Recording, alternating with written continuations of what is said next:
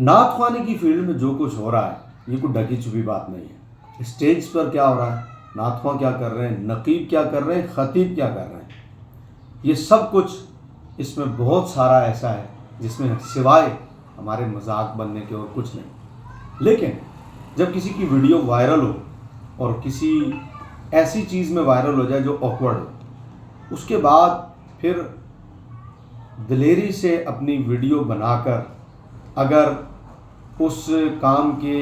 کو اپریشیٹ نہ کرنا یا اس کے خلاف بات کرنا اور آئندہ ایسا نہ کرنے کی ہمت کوئی نعت خواں، کوئی خطیب یا کوئی نقیب رکھتا ہے تو وہ قابل داد اور قابل تحسین یقیناً ہے۔ بہت کم لوگ ایسے ہیں جب ان کی کوئی ویڈیو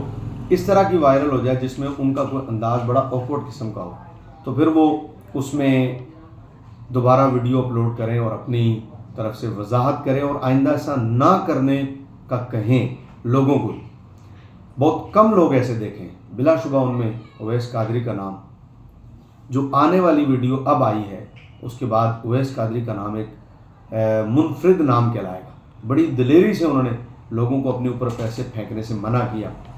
اور ساتھ میں جو محتاط انداز اپنایا کہ جو پھینکتے ہیں میں ان پر کوئی فتویٰ نہیں لگا رہا،